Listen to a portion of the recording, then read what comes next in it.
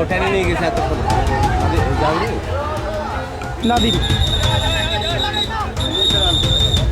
এবার ঠিক আছে হয়ে গেছে এবার এবার একটা শো ডাউন দিল ওরা না সীমান্ত নিয়ে ছবি তুলে নিল যে আমরা মনে করি কী করি আমি বুঝতে পেরেছি শো ডাউন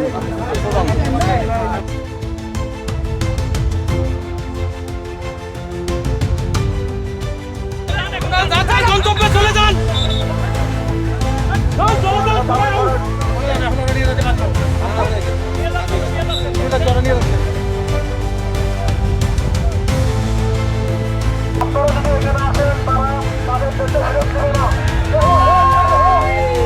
বিষয়টা হচ্ছে রাত একটে মানে গত রাত একটার সময় 30 থেকে 40 জন লোকজন তারা পুশিং করার চেষ্টা করে টহল অবস্থায় বিজেপি টের পেয়ে তাদেরকে বাধাগ্রস্ত করে সকালে জনগণ আমরা জানতে পারি এরকম বস্তু লোকজন পুশিং করছে।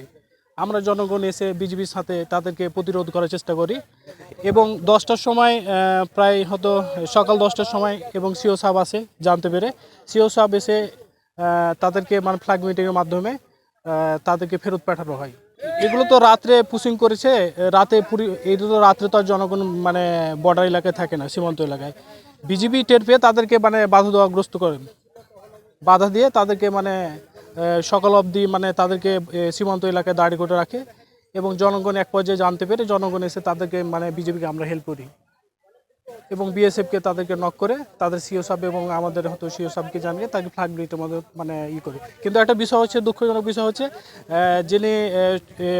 যিনি আমাদের মুখ্যমন্ত্রী আমাদের পাশে ভারতের মুখ্যমন্ত্রী শুভেন্দু অধিকারী একটু হিন্দুত্ববাদী লোক, তারা যে প্রতিনিয়ত মানে আজকে হতো কিরণগঞ্জ সীমান্ত, কাল হতো লালমনিরহাটে বিভিন্ন জায়গা ঘটনা, এটার জন্য শুভেন্দু অধিকারী মানে চরম মানবতা বিরোধী আমাদের উপর চাপিয়ে দিয়েছে। এটা আমরা কোনোভাবে গ্রহণযোগ্য বা মেনে নেব না।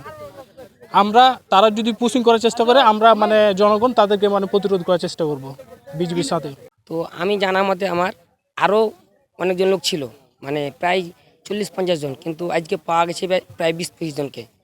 তো এদেরকে এসছে আপনার হচ্ছে বেশ কিছু দূর থেকে ধরে নিয়ে এসছে, আর আগে এই 2-3 কিলোমিটার দূর থেকে ধরে নিয়ে এসছে। তো আমরা এখন পর্যন্ত বিজেপির সাথে আমরা আছি, প্রতিহত করছি যে এখন যদি আপাতত পাওয়া গেছে সেটিকে তারা যেন ফেরত নেয় এবং এই আর পরবর্তীতে এভাবেই তারা যেন এই পুশিংভাবে বাংলাদেশের ভেতর যেন তারা না ঢোকায়।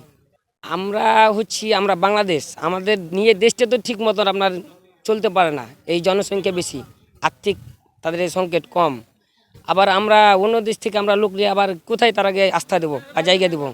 তো আমি বাংলাদেশ বর্ডার গার্ড বিজিবির কাছে একটাই আমার অনুরোধ, আপনারা সতর্কভাবে সীমান্ত রক্ষী পাহারা দেন এবং আপনাদের সাথে আমরা আছি, আমরা সবসময় আপনাদের সাথে থাকবো আছি।